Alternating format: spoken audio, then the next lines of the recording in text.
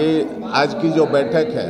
यह किसी फैसले के लिए नहीं ली गई थी। जो बैठक का जो हमारा कार्यक्रम है, जो शेड्यूल है, हर एक राजनीतिक पार्टियां अपनी नियमित बैठक करती हैं। उसी सिलसिले में आज नियमित बैठक रखी गई थी, जिसमें संगठन से संबंधित मुद्दों पर, संगठन से संबंधित बातों पर विचार किया गया। जैसा कि आप सबको मालूम है, आज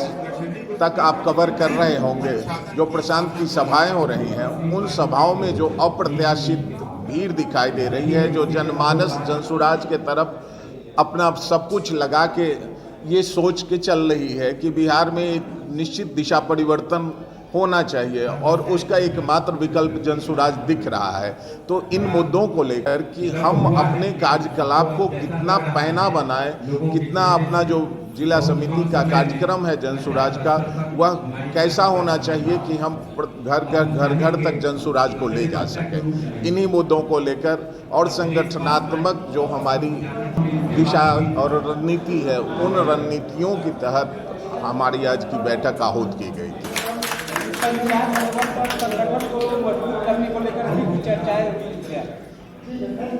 निस्संदेह, बिल्कुल। संगठन अध्यक्ष होने के नाते मैं आपको यह बता देना चाहता हूं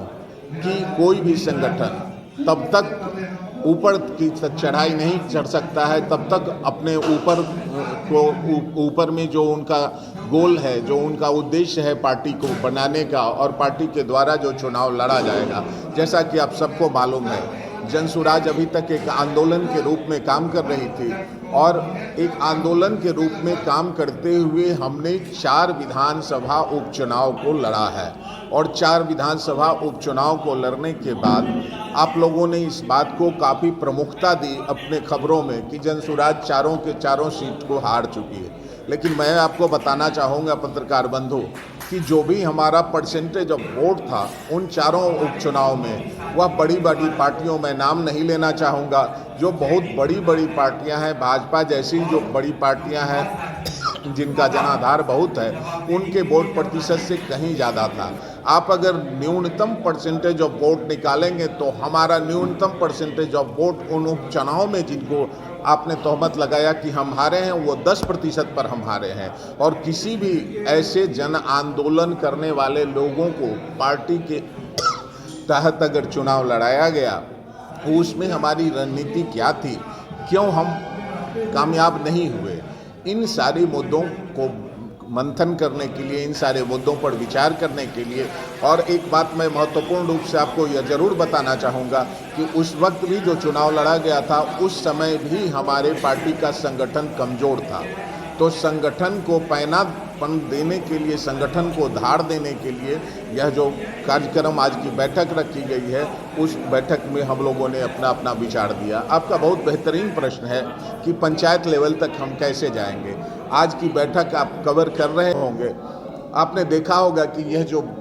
जिला समिति की जो भीड़ है, हमारे यहाँ जो हमारे जिला पदाधिकारियों की जो बैठक हुई, हमारे अध्यक्ष महोदय ने, माननीय श्वेता जी ने भी जो अभी आपको कहा है, और भी हमारे पदाधिकारियों ने कहा है कि अब हमारे वैशाली ज़िले में इतने पदाधिकारी हैं कि यह ऑफिस का कार्यालय छोटा पड़ रहा है और हमको बड़े कार्यालय की आवश्यकता है। क्या यह आपको नहीं दिखाई देता है कि अगर जिला में पदाधिकारियों की संख्या इतनी हो गई तो वह पंचायत लेवल पर, रूट लेवल पर निस्संदेह अपना विस्तार कर रही होगी। और आज तक मैं आपसे अगले दफ़ा मिलूंगा तो मैं आपको आधिकारिक रूप से, अधिकृत रूप से यह लिस्ट सौंप दूंगा कि हमारे पंचायतों में पंचायत अध्यक्ष और पंचायत तक हमारे जनसुराज का सांगठनिक स्वरूप क्या है।